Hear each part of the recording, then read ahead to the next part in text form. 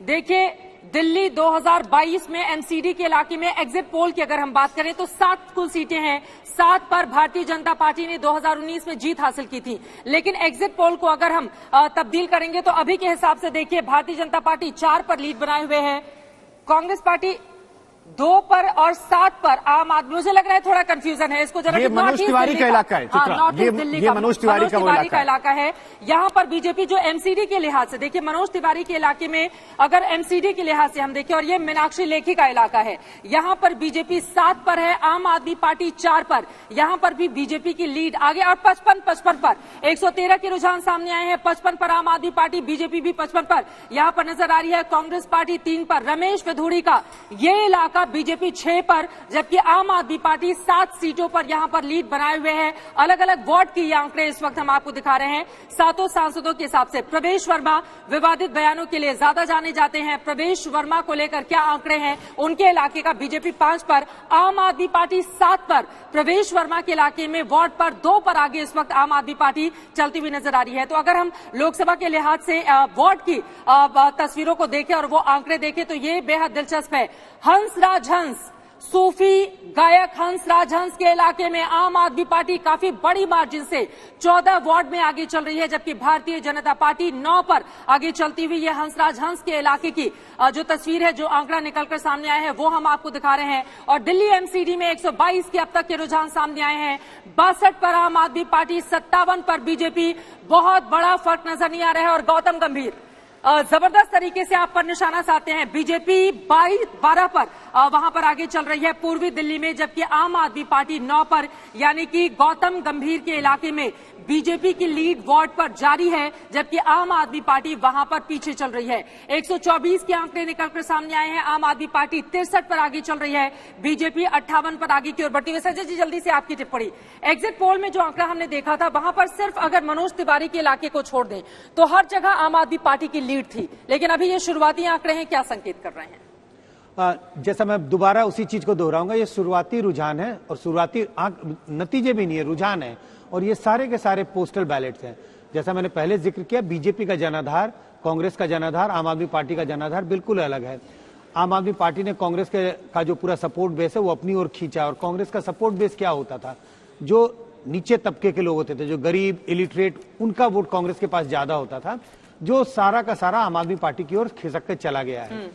तो ये postal ballot जो है, इसमें बीजेपी को आमूमन बढ़त मिलती है, क्योंकि ये ऐसे लोग हैं जो कह रहे हैं कि मैं तो हार गया था, बाद में 88 की लीड से जीता मैं। ये एक एविडेंस है, लेकिन मैं एक कंस्टिट्यूंसी की नहीं बात कर रहा, एक आम तौर पर, चाहे वो दिल्ली की बात करें, गुजरात की बात करें, आने वाले कल हम गुजरात और हिमाचल देखेंगे, आमतौर पे ऐसा ही होता है। मुझे लगता है ये सारी चीजें न्यूट्रलाइज होंगी जी। हमें 1-1.5 घंटे का और इंतजार करना चाहिए। 1-1.5 घंटे का। फिलहाल 129 सीटों के रुझान जो है वो आ चुके हैं। 65 पर आम आदमी पार्टी, 61 पर बीजेपी, और कांग्रेस भी शुरुआत कर चुकी है। 3 सीटों पर फिलहाल वो आगे बढ़त बनाए हुए है। लेकिन विनोद अग्निहोत्री जी, आपके पास हम आए उससे पहले तस्वीरें दिखा रहे हैं। मुस्कुराते हुए और विक्ट्री साइन दिखाते हुए अरविंद केजरीवाल के घर दिल्ली के उप मुख्यमंत्री मनीष सिसोदिया आ चुके हैं। ये एक बड़ी सुगबुगाहट के तौर पे देखा जाना चाहिए, क्योंकि जिस दिन रिजल्ट आना है, जिस दिन एमसीडी का डिसीजन डे है, जिस दिन रिजल्ट आना है, उस दिन मनीष सिसोदिया सुबह 8:30 बजे मुख्यमंत्री अरविंद केजरीवाल के घर पे पहुंचे हैं। और ये सीधा संकेत है कि आम आदमी पार्टी कितना कॉन्फिडेंट है आज के नतीजों को लेके। अमित, देखिए 129 सीटों के रुझान आए हैं, 65, 62, 3। मनीष सिसोदिया पहुंच गए हैं, लड्डू बन गए हैं, तैयारियां हो गई हैं, विक्ट्री साइन भी दिखा दिया गया है। ऐसा लग रहा है, देखिए नया बैनर भी आ गया आज, अच्छे होंगे 5 साल एमसीडी में केजरीवाल। लेकिन अब तक शुरुआती रुझान जो है वो वन साइडेड विक्ट्री की नहीं दिखा रहे। तो ऐसा कुछ चुनावों में हमने देखा है कि बड़े उलटफेर हुए हैं। ये कहीं अति आत्मविश्वास तो नहीं, या फिर जो एग्जिट पोल आया है या जो उनका अपना सर्वे, उसके आधार पर ये कॉन्फिडेंस नजर आ रहा है? शुभांकर, देखिए 2 वजह हैं मुख्य तौर पे। नंबर 1, एग्जिट पोल निश्चित रूप से है और उनको उम्मीद है कि एग्जिट पोल ही एग्जैक्ट पोल बनेगा, और यही वजह है कि पोस्टर, बैनर्स, तमाम चीजें तैयार कर ली गई और उसको लगा दिया गया। उप मुख्यमंत्री का अपने घर से मुख्यमंत्री अरविंद केजरीवाल के घर इतनी जल्दी सुबह सुबह आने का मतलब ही यही है कि आम आदमी पार्टी उत्साहित है। उनको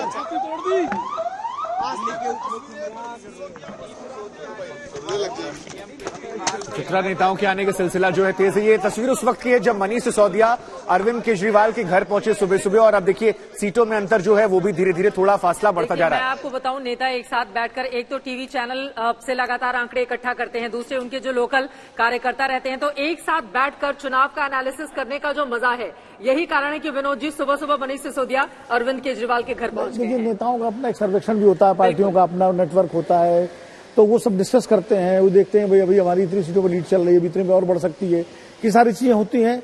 बीच बीच में कहीं अगर किसी तरह खबर आ रही है, मान लीजिए कहीं गड़बड़ी हो रही मतगणना में, वो सब सूचनाएं आती हैं। लेकिन आधे घंटे बीत चुके हैं, पोस्टल बैलेट की गिनती खत्म हो गई होगी और अब जो शुरुआती आंकड़े हैं क्या वो निकलने शुरू हो जाएंगे? मुझे लगता है कि अब क्यों संजय जी, पोस्टल बैलेट की गिनती तो लगभग खत्म मुझे नहीं लगता है कि अभी खत्म हुई होगी। 1 घंटा लगेगा, क्योंकि उसमें समय लगता है। कम से कम हमें लगता है 9 बजे तक आपको ईवीएम्स खुलने शुरू हो जाएंगे। कहीं पे 42 काउंटिंग सेंटर से, कहीं पर थोड़ा पहले, कहीं पर थोड़ा बाद में, लेकिन कम से कम 40-45 मिनट का समय तो लगता है पोस्टल बैलेट भी